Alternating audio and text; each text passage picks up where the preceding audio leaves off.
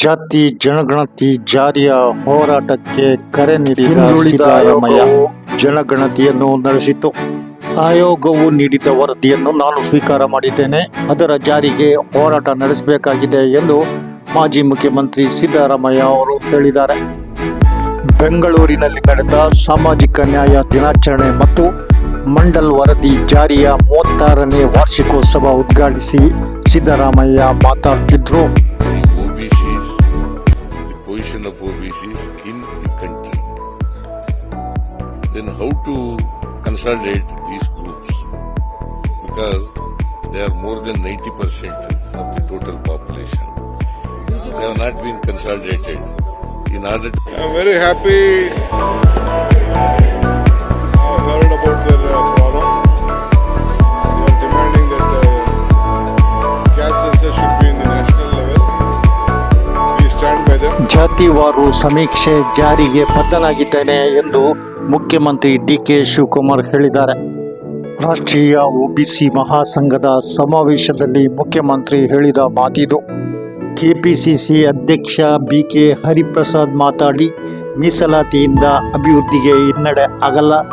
ತಮಿಳುನಾಡಿನಲ್ಲಿ 69% ಮೀಸಲಾತಿ ಕೊಡಲಾಗ್ತಾ ಇದೆ. ಇಡೀ ದೇಶದಲ್ಲಿ ತಮಿಳುನಾಡು ಮಾದರಿ ರಾಜ್ಯವಾಗಿದೆ.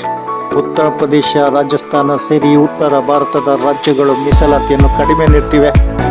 ಹಾಗಾದರೆ ಅಭಿವೃದ್ಧಿಯಲ್ಲಿ ಯಾಕೆ ಅವುಗಳು ಹಿಂದೆ ಬಿದ್ದಿವೆ? ದಕ್ಷಿಣ ಭಾರತ ರಾಜ್ಯಗಳು ಮೀಸಲಾತಿಯನ್ನು 50% ನೀಡಿಯೂ ದೇಶಕ್ಕೆ ಮಾದರಿ ರಾಜ್ಯಗಳಾಗಿವೆ ಎಂದಿದ್ದಾರೆ.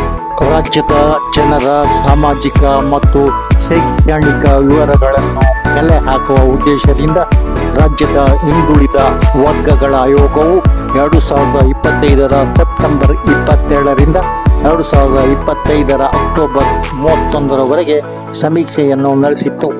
ಹೋರಾಟದಿಂದ ಮಾತ್ರವೇ ಜಾತಿವಾರು ಸಮೀಕ್ಷೆಯನ್ನು ಜಾರಿಗೆ ತರುವಂತೆ ಮಾಡಲು ಸಾಧ್ಯ ಎಂದು ಸಿದ್ದರಾಮಯ್ಯ ಅವರೇ ಹೇಳುತ್ತಿದ್ದಾರೆ. ಸ್ವಾತಂತ್ರ್ಯ ಬಂದು ಇಷ್ಟು ವರ್ಷವಾದರೂ ಕೇಂದ್ರ ಸರ್ಕಾರದ ಉದ್ಯೋಗದಲ್ಲಿ ಹಿಂದುಳಿದ ವರ್ಗದವರ ಪ್ರಾತಿನಿಧ್ಯ 21% ಮಾತ್ರ ಇದೆ. ಮಂಡಲ್ ಆಯೋಗವು 50% ಇರುವ ಒಬಿಸಿಗಳಿಗೆ 27% ಮೀಸಲಾತಿ ಶಿಫಾರಸು ಮಾಡಿತ್ತು. ಈಗ ಎಚ್ಚೆತ್ತುಕೊಳ್ಬೇಕು. 52% ಮೀಸಲಾತಿ ಬೇಕು ಎಂದು ಹೋರಾಟ ಮಾಡಬೇಕು. ವಿಧಾನಸಭೆ, ವಿಧಾನ ಪರಿಷತ್, ಲೋಕಸಭೆ, ರಾಜ್ಯಸಭೆಗಳಲ್ಲಿಯೂ ಹಿಂದುಳಿದ ವರ್ಗಕ್ಕೆ ಮೀಸಲಾತಿ ನೀಡಬೇಕು.